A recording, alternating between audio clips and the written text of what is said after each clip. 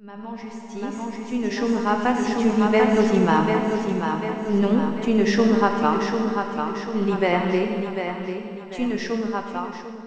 Maman justice, tu ne chômeras pas si tu libères nos imams. S'il te plaît, occupe-toi des délinquants. Protège leurs victimes. Occupe-toi des agresseurs, qui sèment l'insécurité partout. Des homosexuels qui pourrissent nos mœurs. Laisse nos imams en paix. Car, ils ne sont en mission que pour la paix. Maman justice, tu ne chômeras pas si tu libères nos imams. Non, tu ne chômeras pas. Libère-les, tu ne chômeras pas. Maman justice, tu ne chômeras pas si tu libères nos imams. Ta mission est de veiller sur les droits du peuple et de protéger nos institutions. Utilise tes moyens et prérogatives pour la liberté des magistrats aussi bien debout qu'assis.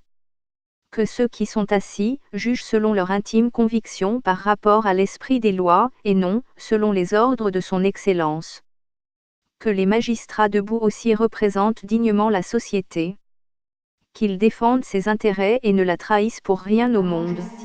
Tu ne chômeras pas si tu libères nos imams. Non, tu ne chômeras pas. Libère-les, tu ne chômeras pas. Maman justice, tu ne chômeras pas si tu libères nos imams. Ne trompe pas cette constitution qui t'a honoré et favorisé au même titre que les deux autres.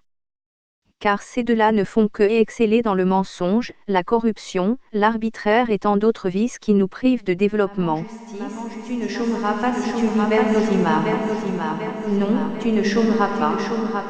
Libère-les, tu ne chômeras pas. Maman justice, tu ne chômeras pas si tu libères nos imams. Applique la loi à qui que ce soit, qui la violera. Qu'il soit grand ou petit. Riche ou pauvre, gouverneur ou gouverné. Rappelle-toi des propos d'Abou Bakr. Le premier calife de l'islam, lors de son premier discours. Le plus faible d'entre vous sera considéré comme puissant par moi, jusqu'à ce que je lui remets son droit. Et le plus puissant d'entre vous sera considéré comme faible par moi, jusqu'à ce que je lui retire le droit d'autrui. Évite d'être injuste. Écoute ton Seigneur, exalté soit-il.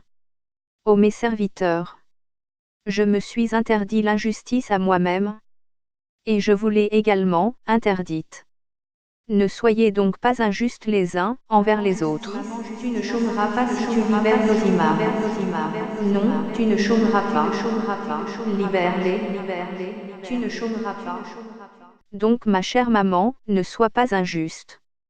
Tu ne chômeras pas si tu libères nos imams. Ne partage ton pouvoir avec personne. Et méfie-toi de ces deux intrus. Sache qu'ils n'ont aucune supériorité sur toi. Et ils ne sont pas plus puissants que toi non plus. Vous avez le même père qui est l'État, la même mère qui est la Constitution. Ainsi comment peux-tu accepter qu'ils te commandent et même te dirigent? Sépare-toi d'eux, et sois totalement indépendante. Sache que pour être efficace, ta mission doit être complètement distincte des leurs. Tu ne chômeras pas si tu libères nos imams. Non, tu ne chômeras pas. Libère-les, tu ne chômeras pas. Maman justice, tu ne chômeras pas si tu libères nos imams. Poursuis les vrais délinquants. Qu'attends-tu, des voleurs ou bandits à col blanc dont la culpabilité est aussi visible que le soleil de midi? Qu'attends-tu, de celle-là surnommée Eva Koudou, pour qui, une simple cuillère serait facturée à 40 000 de nos pauvres francs? Qu'attends-tu, de Serigne Ousmane qui se serait enrichi avec le marché des passeports? Qu'attends-tu, ma chère maman? Certes, tu ne chômeras pas si tu libères nos imams. Tu ne chômeras pas si tu libères nos imams. Non, tu ne chômeras pas. Libère-les, tu ne chômeras pas.